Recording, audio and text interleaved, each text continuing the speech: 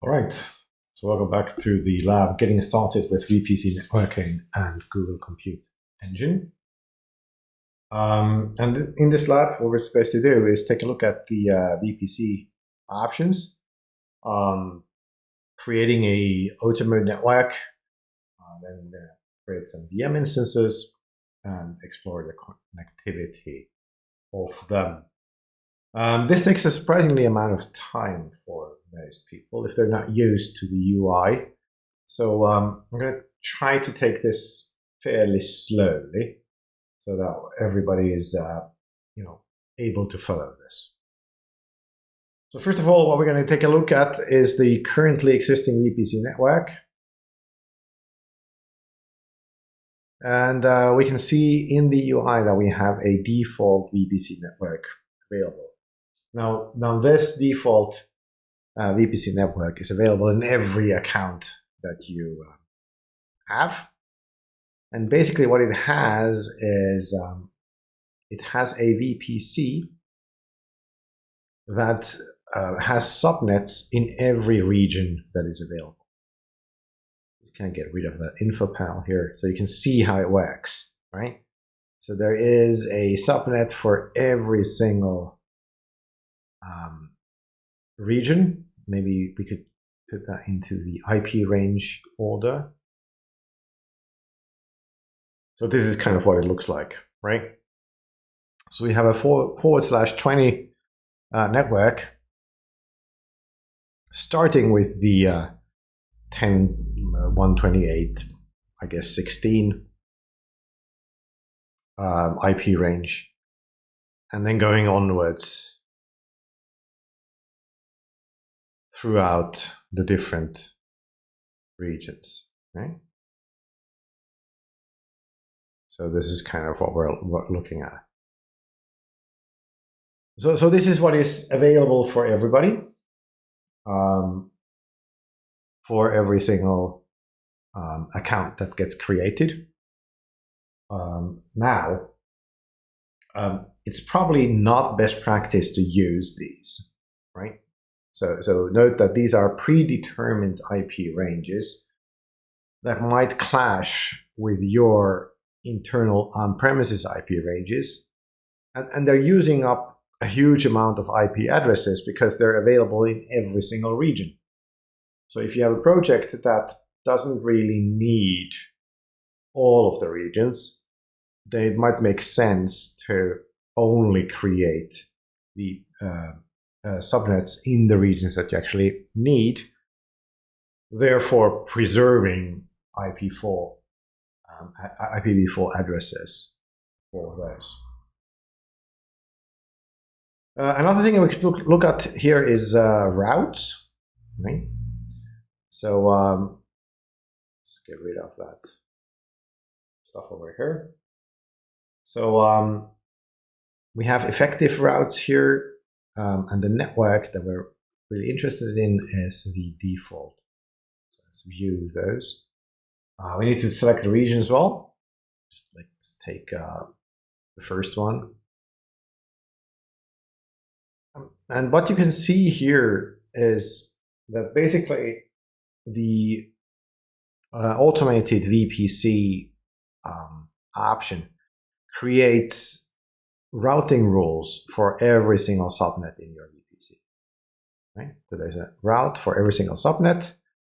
And then in addition to that, there's also a route for the internet that goes to the default internet gate.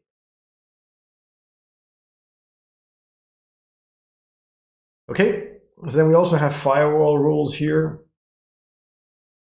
And if you click on that, then we can see that by default, there are 4 different firewall rules. I'm going to get rid of those tutorials here as well. So allow ICMP, allow internal, allow RDP, and allow SSH. And these are meant for, management or administration to be simple, in case of a, simple setup. So ICMP, that means that you can ping, that things are alive. Allow internal means that we are allowing everything, basically. from our internal network. Then allow RDP allows us to RDP into instances, and allow SSH allows us to SSH into instances. One thing that needs to be noted here is that these rules will allow ICMP, RDP, and SSH from the internet, from any IP address to our networks. So this is probably not what we want to have available for production.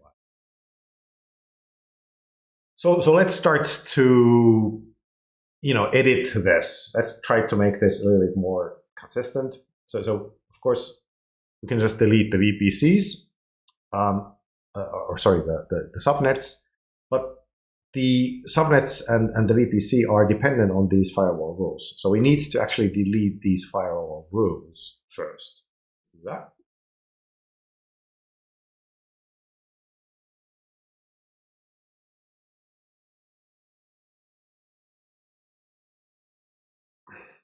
And then once that is done, should be soon, you go back to VPC network, and then we should be able to delete the default network. That's over here on the top. Blah, blah, blah, blah, blah. Yes, we want to do that. So now we don't have any more VPCs available. Look at routes.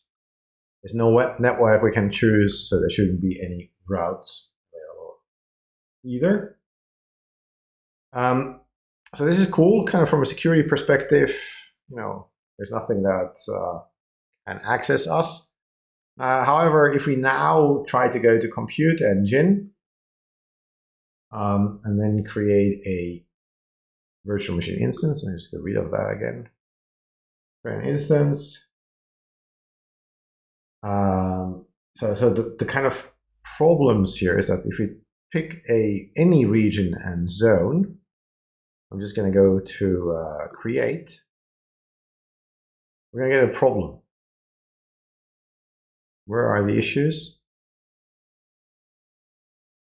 The issues are under networking. Okay. So the network interface card cannot bound to any network. There are no networks available, right?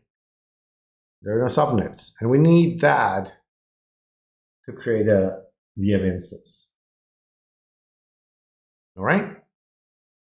So we secured things, but we maybe overdid that. So let's recreate the default network. So in a real environment, you would probably create a VPC in only the regions that you're actually going to be using. But for our purposes, let's just kind of show you that if you delete the default VPC network, how can you recreate it? Okay. And it's as simple as this. We create a VPC network. We give it a name, my network.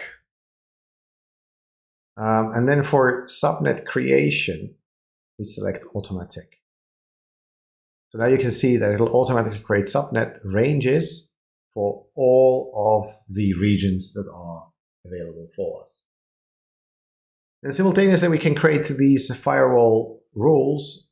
Let's just select the 4 default firewall rules here.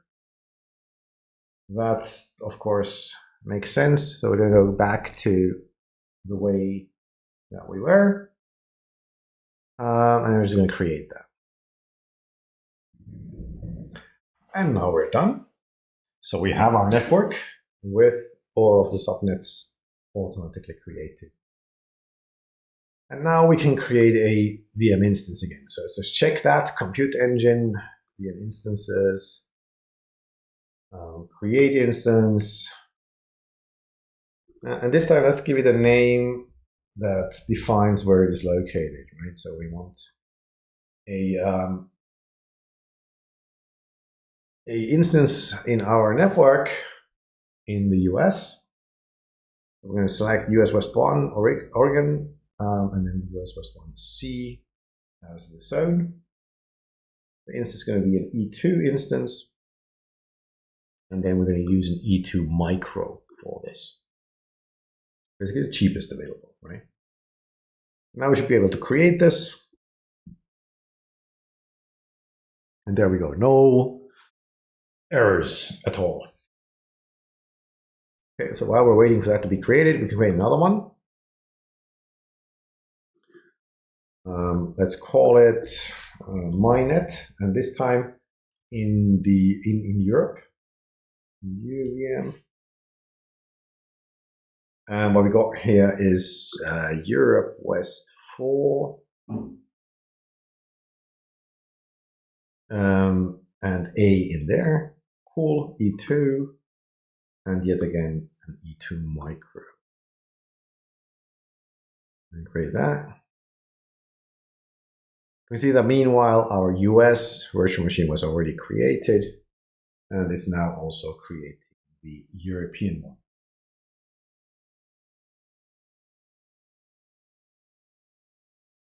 So this should be okay. Then our next task is to just quickly explore the connectivity between these things. So these are the US VM was in Oregon and the EU VM was in the Netherlands. Remember, we created some firewall rules to enable SSH and ICMP traffic. So let's see whether or not that works. So let's take our US option first, our US VM, and let's SSH into that. So make this a bit bigger.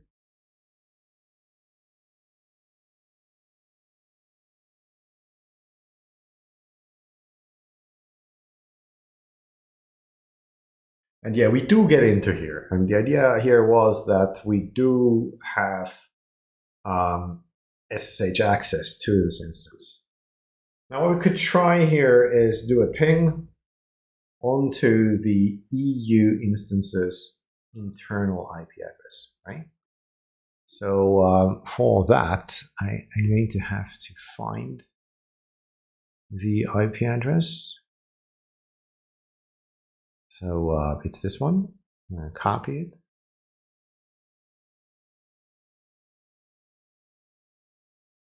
And then ping it. And as you can see, that seems to work. There is some latency, and under 150 milliseconds, which is acceptable between the Netherlands and the west coast of the US. Cool.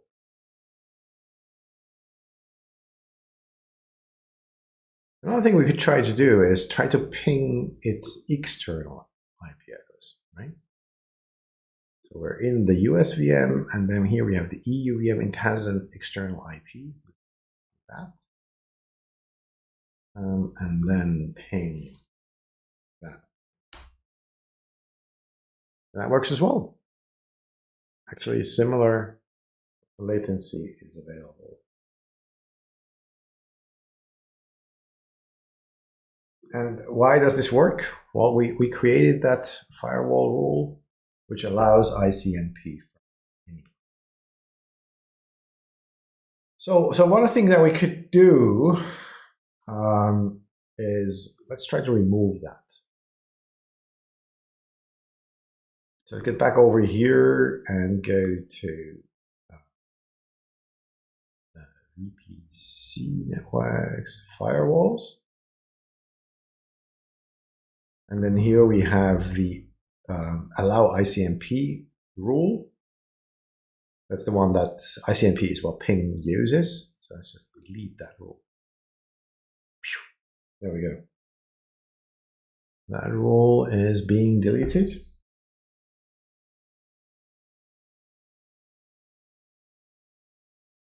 It has been deleted. Now if you go back and try to connect to our EU instance, or ping our EU instance again internally, that works. Cool. And then let's try externally again. This is the external IP address.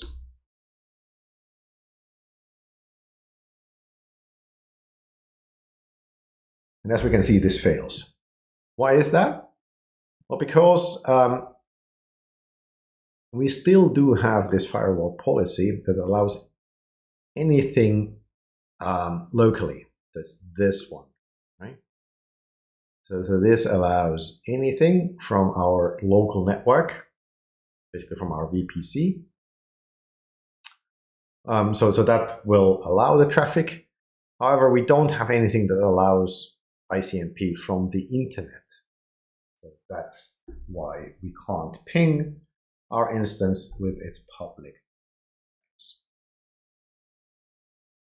Okay.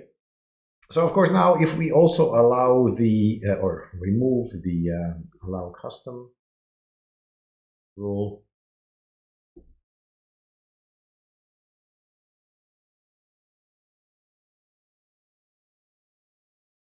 there we go.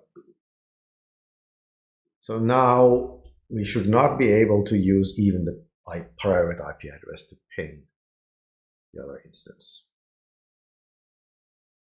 And that is what we can see here. There are no packets going through. This is as expected. So the firewall rules work in pretty much real time. Another thing that we're going to do here is we're going to delete the allow SSH firewall rule.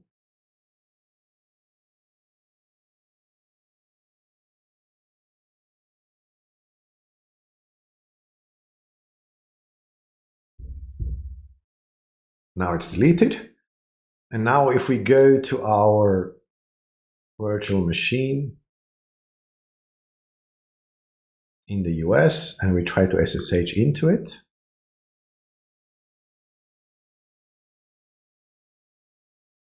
authorize.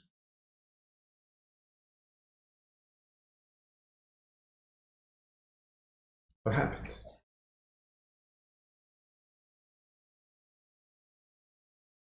We can't access that instance using SSH anymore because we've just specifically disallowed using SSH in our network.